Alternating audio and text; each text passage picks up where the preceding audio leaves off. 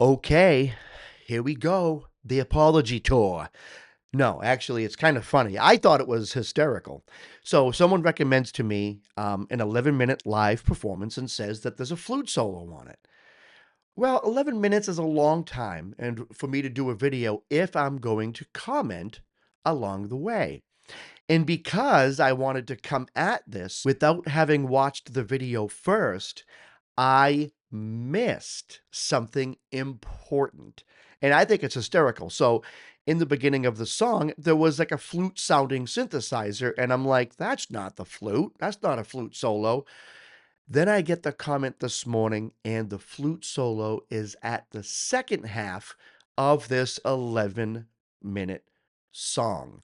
So, I don't really, I'm ready to eat humble pie and go back and listen to it again. And then I'll just put, where did that come from?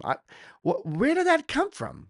If I stick out my thumb, does it just, what? It does. Oh my God, that's a riot.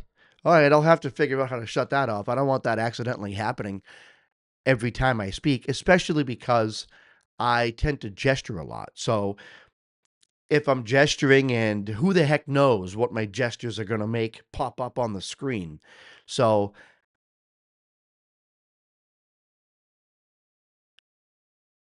does this do anything? It doesn't. What about two thumbs up? You've got to be kidding me. What? I mean, I don't actually know if that's all that bad.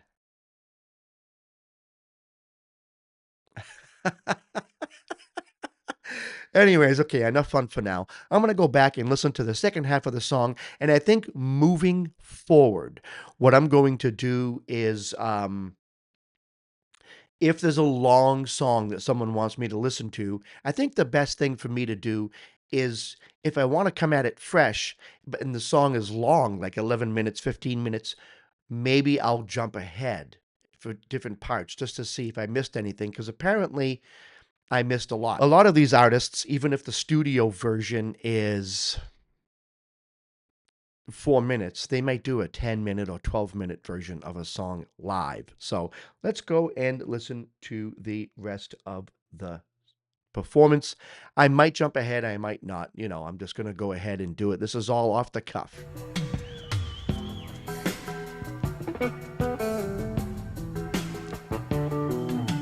So this is 5 minutes and 40 seconds into the song. Oh.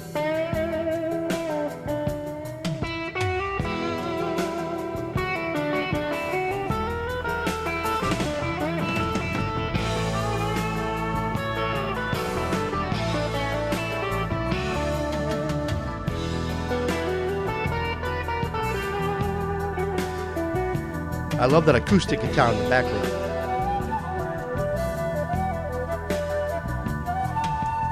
That's the real flute right there. There we go.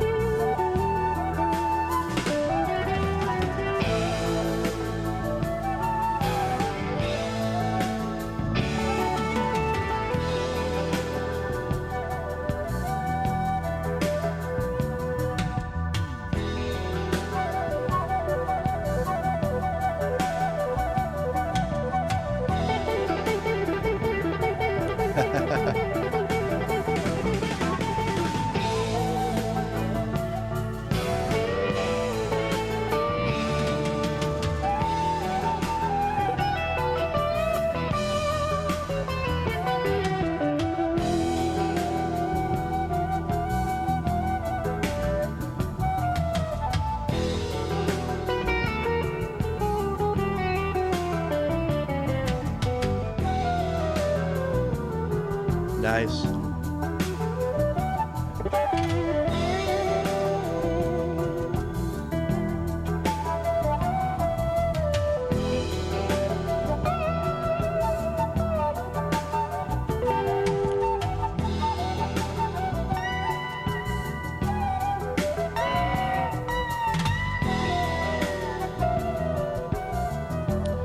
Yeah, it's funny. So yeah, they were definitely dueling at one point. The flutist would pull the flautist. I don't know what it's called. The flautist would play a lick, and then Mark Knopfler would play a lick, and then Mark Knopfler would play a lick, and then the flautist would play a lick, and it was almost the same notes out of the scale, the same type of phrasing and the same run. And I love what Mark Knopfler's doing here as well.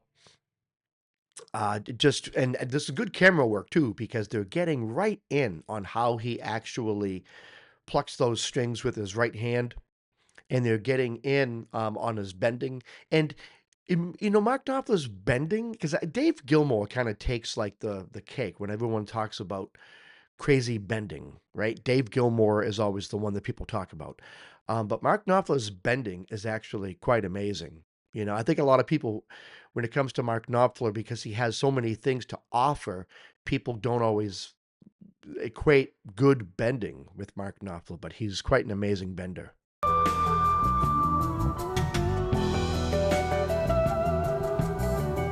Look at that. So subtle.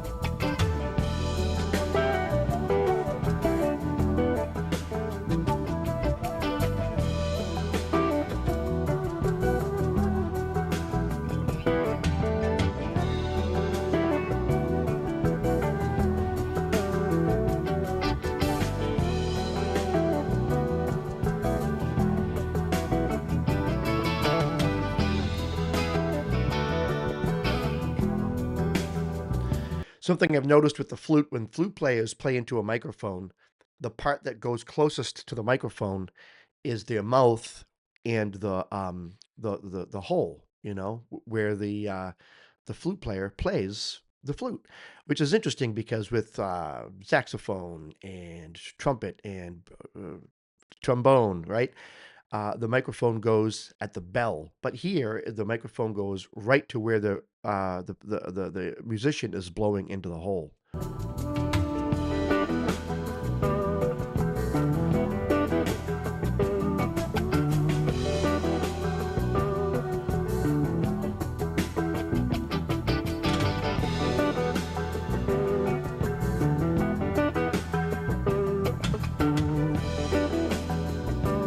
Nice.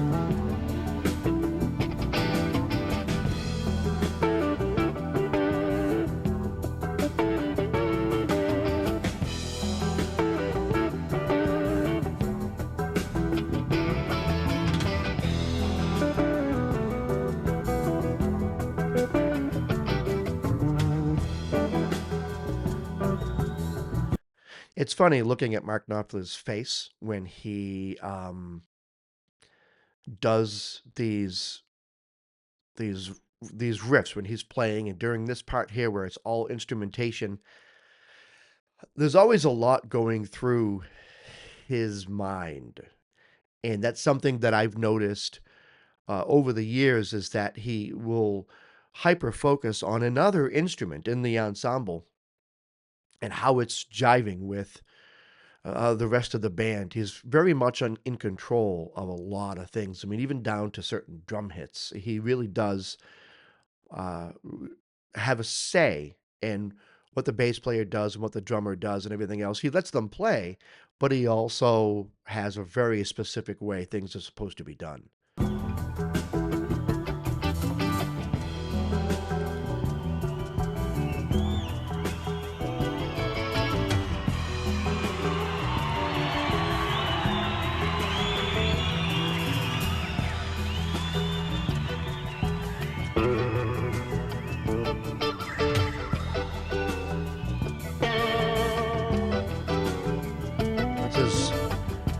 Backing guitar guy doing his scratching. I don't know who that is.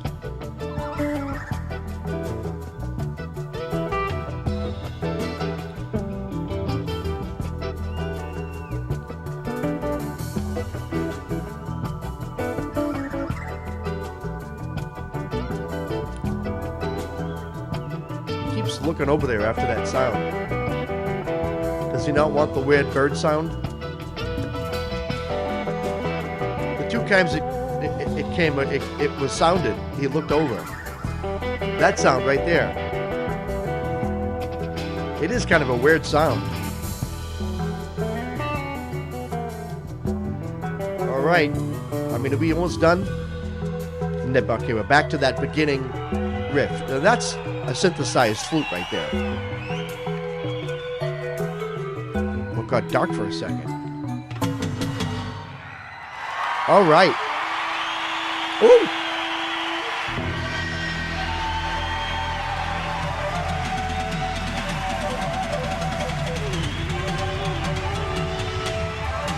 See, now real flute comes in.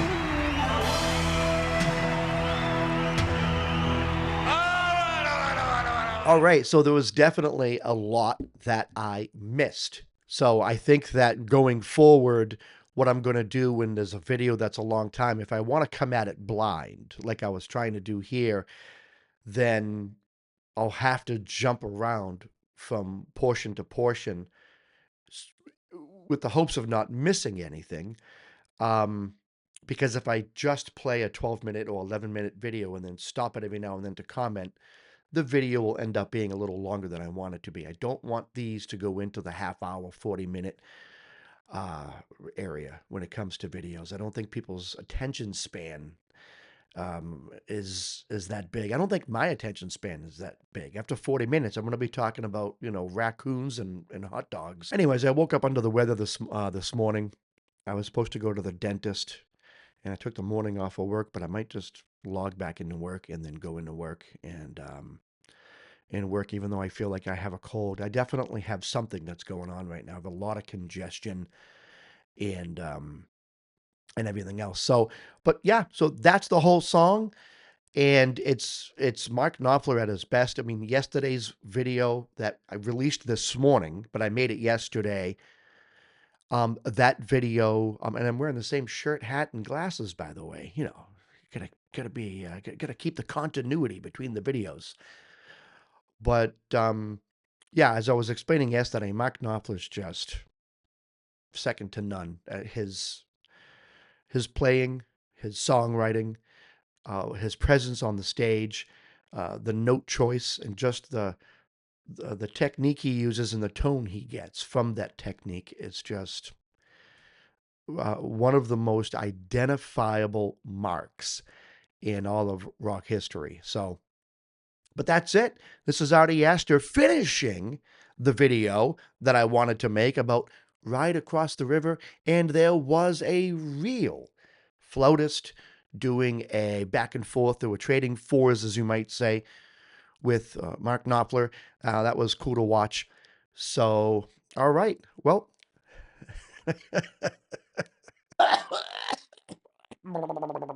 this is Artie Astor from B Sharp and C saying, keep it groovy.